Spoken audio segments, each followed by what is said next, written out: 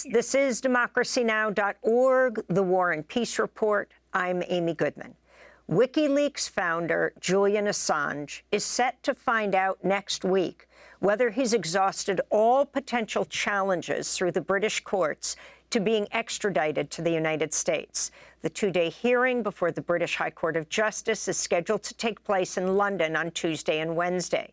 Assange is seeking to appeal the June 2022 decision by then British Home Secretary Priti Patel to approve a request by Washington for him to be extradited to the U.S., where he faces up to 175 years in prison for publishing classified documents exposing U.S. war crimes in Iraq and Afghanistan. Assange has been held in London's infamous Belmarsh prison since 2019, awaiting his possible extradition. Prior to that, he spent 7 years cramped inside Ecuador's embassy in London. Ecuador had granted him political asylum. On Wednesday, Australia's parliament overwhelmingly approved a motion calling for the release of Assange, an Australian citizen. Australian MP Andrew Wilkie introduced the resolution. This will be the time for all of us to take a stand, to stand up and to take a stand, and to stand with Julian Assange, stand for the principles of justice, friends, stand for the principles of media freedom and the rights of journalists to do their job. This has gone on too long, that it must be brought to an end. And I'm confident if this parliament can support this motion this afternoon, Deputy Speaker, it will send a very powerful political signal to the British government and to the US government. For more, we go to London, where we're joined by Jennifer Robinson, human rights attorney who's been advising Julian Assange and WikiLeaks since 2010. She's just gotten to London. She will be there in court next week. Jennifer Robinson, you are Australian. Can you talk about the significance of what led to, well, the culmination, this resolution passed from the right to the left in the Australian Parliament? This is an unprecedented demonstration of political support for our campaign to bring Julian Assange home to Australia.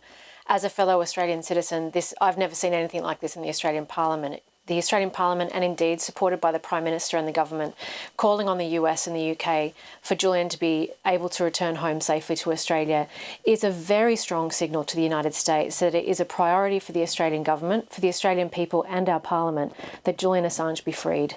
This is the culmination of over a decade of campaigning in Australia. I have travelled down to Australia and to Canberra to meet with members of Parliament over many years.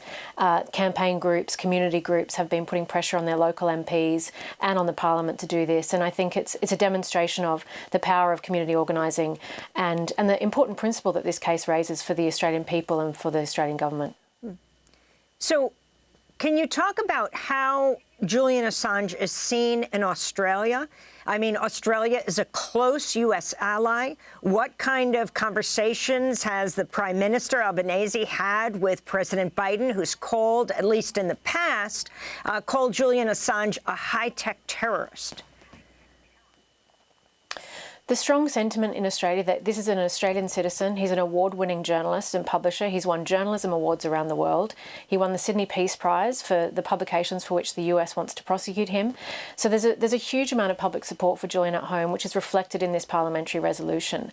The Australian Prime Minister took this position as leader of the opposition, leader of the Labor Party, saying enough is enough, this case has gone on too long, it's time to bring it to an end. And that is a position he has maintained as our Prime Minister, and we are grateful to him for the principled leadership he's showing on this issue, which is the first time an Australian Prime Minister has taken such a strong stand. This goes to show the importance of the issue for Australia, and the Prime Minister has confirmed publicly that he has raised this issue on numerous occasions with President Biden, and we are working with the Australian government and continue to work with the Australian government to try to seek a resolution in the case.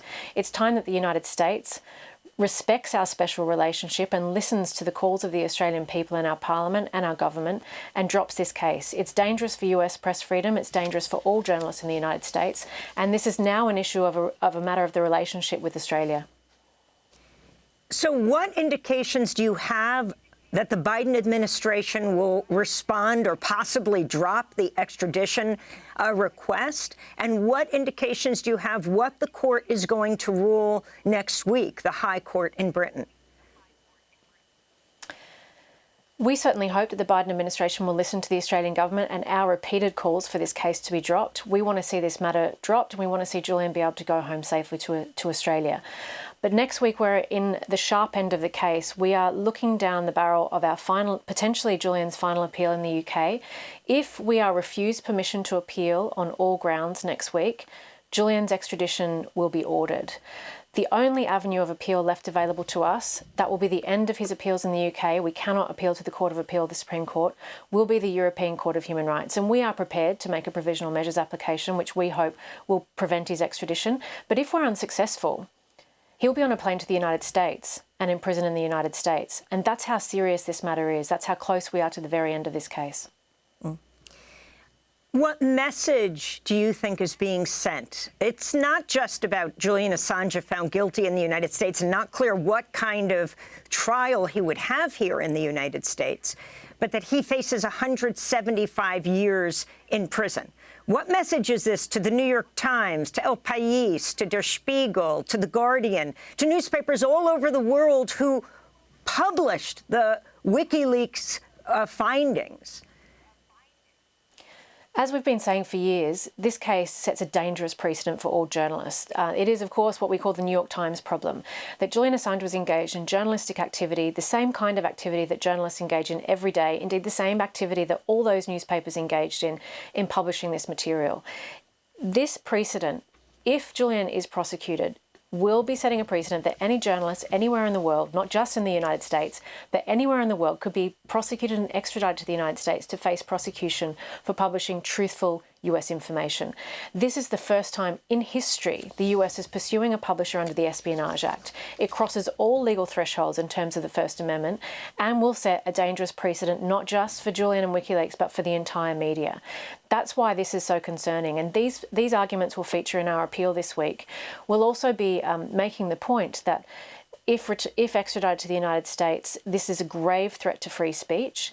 We raise concerns about whether Julian has the ability to be able to get a fair trial in the United States, given where the trial will take place, and the very public statements that have been made by the President of the United States, by the CIA director and other high-profile individuals affecting his right to be presumed innocent.